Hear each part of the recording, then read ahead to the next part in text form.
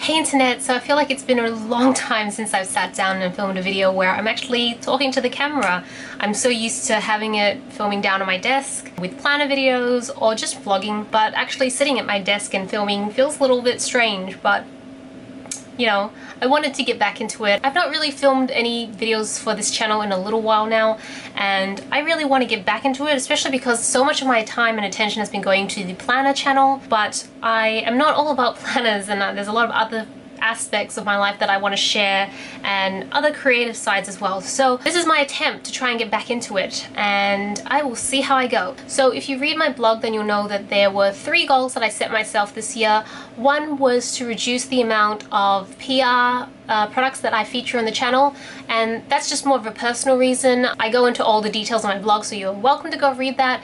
The other is that I would not work to too much of a schedule, even though that is pretty detrimental in the world of YouTube, but I'm just not able to keep up with the schedule I was setting for myself previously, and with my day job and then the store that I run, it becomes a little bit unpredictable where my time goes. So I just thought, you know what, I'm just going to use this channel, the blog, everything as my creative outlet, and I'm not going to focus on making it feel like a job, which I feel like a schedule does to a certain degree.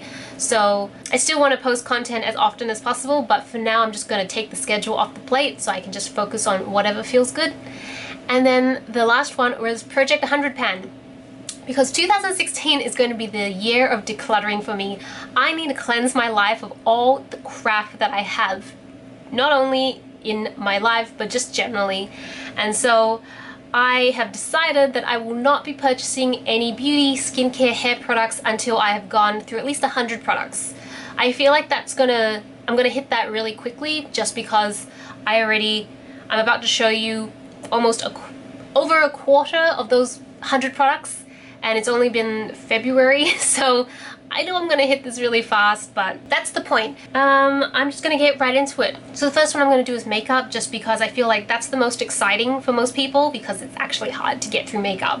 So I am gonna have to get through this pretty fast, as fast as possible, and I will give mini reviews as I go along. First one are powders, foundations. So the first one is Makeup Forever Pro Finish. It's a powder foundation. Really good, highly recommend this, but I also really recommend the NARS, doesn't have the name, it's a NARS powder foundation. It comes in a different packaging now, it's like square. Both are really good. I know I can't really say, I say out of the two probably this is a little bit more full coverage, but the two are pretty good. And then I finished off this loose powder by MAC, Select Sheer Loose, and really happy about finishing this because it took me so long. I started using it probably like May last year, and I only just recently finished it. It's really nice, but I probably wouldn't purchase this again. I'm actually now using the powder from La Mer, and actually that's way better. It's amazing. So it's nice, but probably wouldn't purchase it again. I have all the mascaras because you go through mascaras pretty quick. So the first one is Maybelline Lash Sensation. Wouldn't buy it, didn't like it. Dior Addict Flash, also didn't like it. Didn't do much for my lashes, like it coated it, and no volume, no length. Do not recommend. This one sucks because it was so expensive. This is Gucci Iconic Black. So sad because these are such expensive mascaras, but would definitely not purchase the Gucci mascara ever again. The Diorshow New Look. I only like this because the wand was so little. As you can see, it was like tiny, so it was really good for getting at the bottom lashes. The one I would purchase is Lancome's Grandiose, which is in this like rose bottle. I already bought another one of this. This is so good. Very voluminous, great length. I mean, Lancome are just amazing when it comes to mascaras, so yes, would buy this again. I have the Benefit They're Real Push-Up Liner. I didn't like this. This is dried out, so I can't use it anymore, but I really did not like this. I liked it probably for the first month I was using it because I felt like it was really creamy and it was going on nice and well, but I found that after a while when I would apply it, it's almost like the liner would crack off, so you get flakes of them just down here. Not pretty, didn't like it, do not recommend to buy this. I would just recommend buying normal gel liner instead with a brush.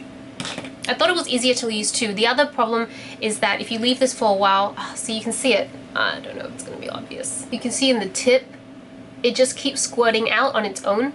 So if you just leave it sitting on your vanity, use it one day, come back, you've got all this excess product that you've got to wipe off before you actually apply it. It's just, It's more trouble than it's worth in my opinion. The other makeup product is this Smashbox gel liner, Jet Set Waterproof Eyeliner. It's really good, very pigmented, love it, but it's dried out.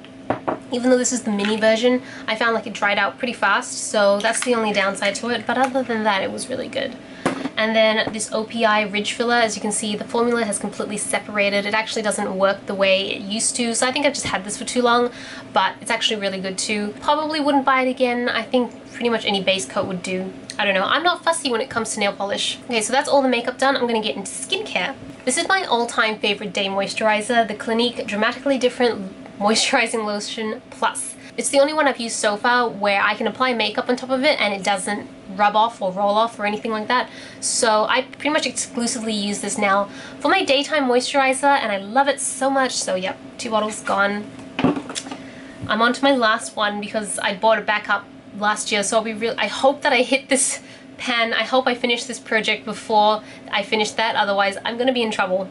Got a bunch of serums. One is the Bobbi Brightening Advanced Serum. Didn't like this, wouldn't buy it again, didn't do anything for me. And then the Lancome Visionnaire. This is okay. I feel like I didn't really notice much of a difference. I wouldn't recommend this.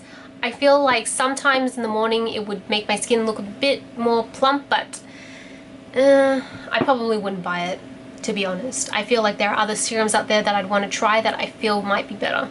I've got some cleansers. So I've got the Perricone MD Nutritive Cleanser, and then the Biore. I wouldn't get this again. I just felt like, I mean, it's kind of a non-foaming cleanser, which might be good if you have really dry skin, but I didn't like it that much. And the Biore, I would buy this many times over. It is so good. It is a foaming cleanser, but I have dry skin and it does not dry out my skin at all. So not only does it feel great to put on, but in a little dispenser like this makes it so easy when you're in the shower, so I would definitely get this. Got some toners.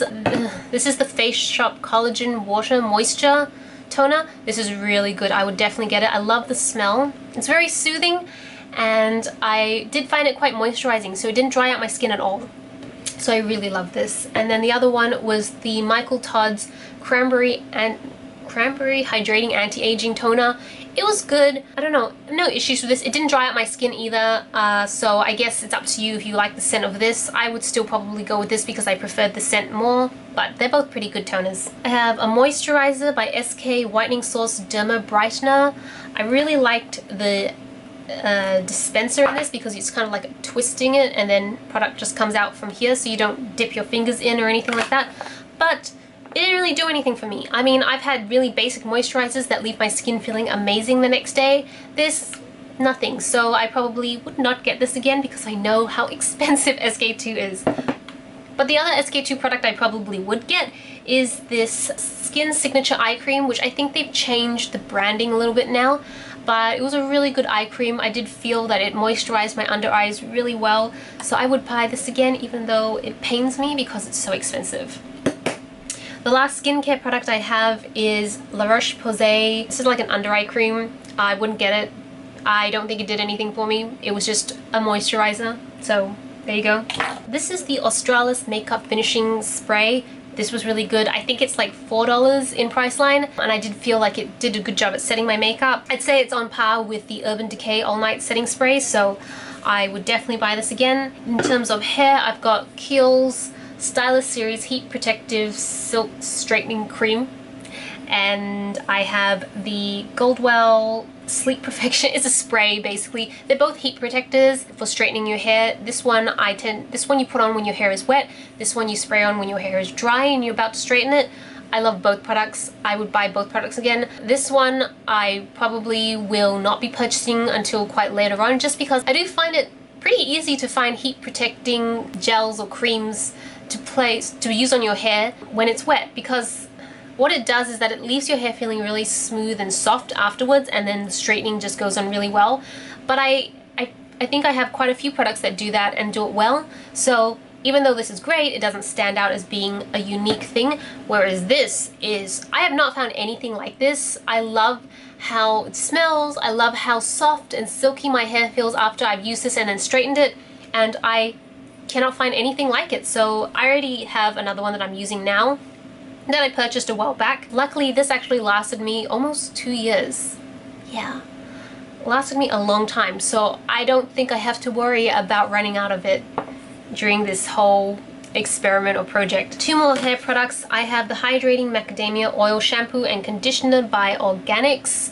Really good shampoo and conditioner. Would recommend. I hate the packaging. It is so annoying to use. I'm tempted to, if I buy this next time, maybe empty it out into pump bottles or something. But great formula. And the last one I have is a MAC brush cleanser bottle, because I go through this like not as fast anymore because I'm getting better at using it. I used to just dump it out on some tissues and then wash my brushes with it, but now I use like a little spray bottle, so I'm not using it up as fast as I used to.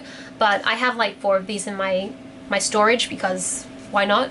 I only use this to clean my brushes. Well, I use this to spot clean my brushes, and then I will use baby shampoo to deep clean my brushes.